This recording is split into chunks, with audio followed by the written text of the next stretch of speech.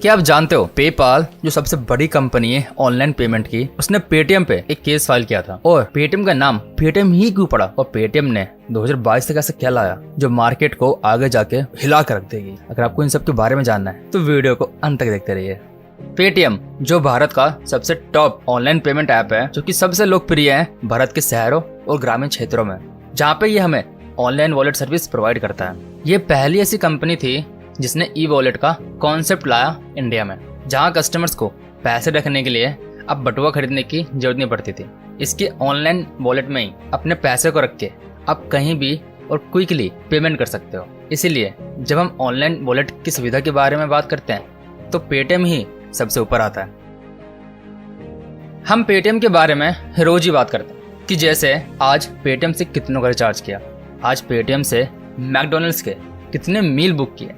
लेकिन कभी आपने ये सोचा है कि पेटीएम का ये नाम रखा कैसे गया होगा और पेटीएम ही क्यों रखा?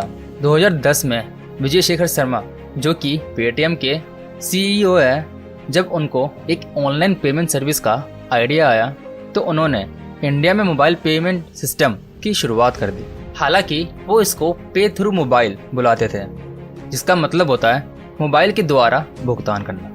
और बाद में जाके अभिषेक राजन ने इसका नाम पेटीएम रख दिया, जिसमें टी को थ्रू और एम को मोबाइल से लिया गया। आज पेटीएम भारत की सबसे टॉप कंपनी है ई कॉमर्स इंडस्ट्री में और विकिपीडिया के अनुसार 2020 में कंपनी की नेट रेवेन्यू लगभग 460 मिलियन यूएस डॉलर रही। लेकिन कभी आपने ये सोचा है कि कंपनी अपनी ये कमाई कैसे करती होगी, जबकि हम कोई फीस नहीं देते उन्हें ऐप को चलाने के लिए? ये सीक्रेट छुपा है कंपनी के रेवेन्यू मॉडल में या उनके स्ट्रक्चर में, जहाँ पे वो सीधा कस्टमर से चार्ज नहीं लेती, बल्कि वो तो घुमा फिरा के कमाती है, जिसमें हमें पता भी नहीं लगता। अब मैं वही तरीके बताने जा रहा हूँ जहाँ से वो अपनी कमाई करती है। पेटीएम का एक अपना मॉल बना हुआ है जिसको हम पेटीएम मॉल कहते हैं। यहाँ पे कंपनी किसी को भी अपना प्रोडक्ट बेचने की सुविधा देती है, जैसे कि अमेज़न और फ्लिपकार्ट, और उन्हीं की तरह ये उन सेलरों से जो कि अपना प्रोडक्ट बेचते हैं उनसे कमीशन लेती है। वैसे हम अपनी रोज़मर्रा की ज़िंदगी में अलग अलग तरह के रिचार्ज और बिल पेमेंट्स करते हैं, जैसे कि शॉप्स पे पेमेंट करना, मूवीज़ की बुकिंग करना और ट्रैवल करने के लिए टिकट की बुकिंग करना। इन सब के पेमेंट्स का ऑप्शन पेटीएम में मौजूद है। और कंपनी की कई सारी एजुकेशन इंस्टीट्यूट से भी पार्टनरशिप है, जहाँ पे ये एक पेमेंट एजेंट की तरह काम करते हैं। इन सब रिचार्जेस और बिल पेमेंट से पेटीएम अपनी सर्विस चार्ज और कमीशन लगा के अपनी कमाई करती है। पेटीएम एक फीचर है जहाँ पे आप सोना ऑनलाइन खरीद और बेच भी सकते हो, और कस्टमर्स जो सोना खरीदते हैं उनको वो अपने घर पर मिनिमम डिलीवरी चार्ज के साथ डिलीवर करवा सकते हैं। और ये भी एक सोर्स है जहाँ से पेटीएम अपनी कमाई करती है। पेटीएम ने अपना खुद का बैंक खोल रखा है। ये बैंक पूरी तरह से ऑनलाइन होता है और ये बाकी बैंकों की तरह काम करता है, जहाँ पे आप अपना अकाउंट जीरो बैलेंस या कुछ पैसे जमा करा के खोल सकते हो। बात आती है पेटीएम वॉलेट की, जहाँ पे आप अपने पैसे को ऑनलाइन पेटीएम के वॉलेट में रख सकते हो और कहीं भी किसी भी टाइम यूज कर सकते हो। जो पैसा हम वॉलेट में डालते हैं वो पेटीएम के एस्क्रो अकाउंट में जमा होते हैं, जिसकी दूसरे बैंकों से पार्टनरशिप होती है। और ये जो पैसा जमा होते हैं उनसे कंपनी को इंटरेस्ट मिलता है। तो आपको अब पता लग गया होगा कि जो हम पैसा वॉलेट में डालते हैं उससे पेटीएम कैसे कमाती है।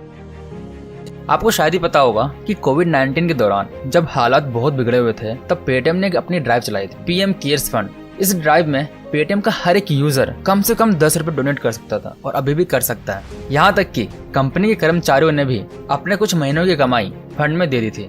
और यही नहीं, कंपनी ने 13 शहरों में ऑक्सीजन प्लांट भी प्रावधान करवाए, जो सबसे ज्यादा जूझ रहे थे ऑक्सीजन से।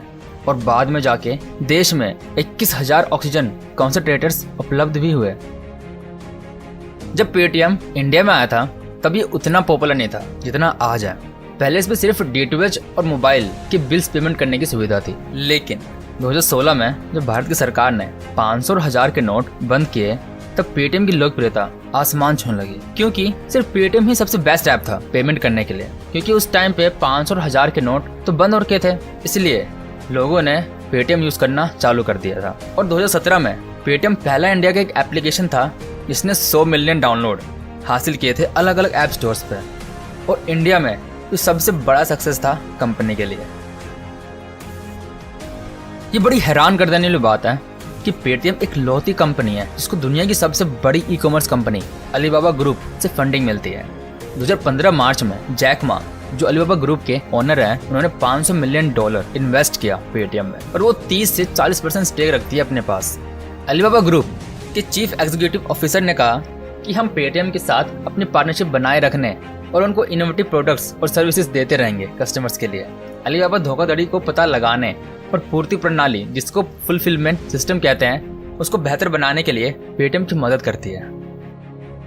अब मैं आपको बताने जा रहा हूँ पेटीएम के फ्यूचर रेवोल्यूशन के बारे में। पेटीएम 2022 तक इंडिया का सबसे बड़ा आईपीओ, जिसको इनिशियल पब्लिक ऑफर्स कहते हैं, वो ला चुकी है देश के फाइनेंशियल मार्केट में। और कंपनी का गोल है 16,600 करोड़ की बहुत बड़ी फंडिंग को बढ़ाना। इसको 2 भागों में बांटा गया है। पहला फ्रेश इशू और दूसरा ऑफर फॉर सेल, जिसको ओएफएस भी कहते हैं। फिलहाल पेटीएम में कई बड़े प्राइवेट फर्म्स की हिस्सेदारी है और आप जान के हैरान हो जाओगे कि आखिर सबसे बड़ा आईपीओ जारी हुआ था वो कोल इंडिया के द्वारा 15,200 करोड़ के साथ हुआ था। इसके अलावा अगर हम लकी रहे तो ये आईपीओ भविष्य में जाके पेटीएम को एक नए मुकाम पे लेके जाएगा।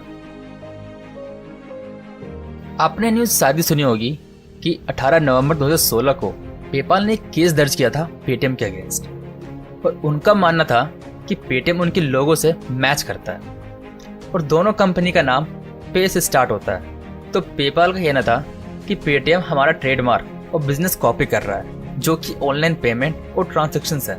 वैसे पेपाल तो एक अमेरिकन कंपनी है जिसको 1998 में लॉन्च किया गया था या फाउंड किया गया था। और पेटीएम तो 2010 में आया था, लेकिन जब पेटीएम की लोकप्रियता बढ़ने लगी डीमोनेटाइजेशन के बाद, तब पेपाल ने ये केस फाइल किया।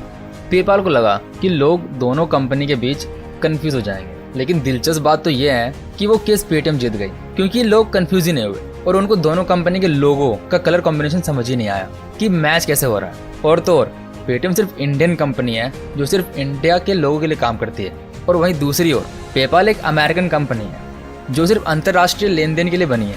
इस तरह से देखा जाए तो दोनों कंपनी अलग अलग तरह से काम करती है। अगर आपको इस वीडियो से पेटीएम के बारे में एक इम्पोर्टेंट इन्फॉर्मेशन मिली है तो इस वीडियो को लाइक कर दीजिएगा, और आपको किस टाइप की वीडियो और कौन से टॉपिक पे जानना है हमें कमेंट करके बताइए। और अगर आपको जानना है कि ओयो रूम की शुरुआत कैसे हुई और ओयो रूम का फाउंडर कौन था,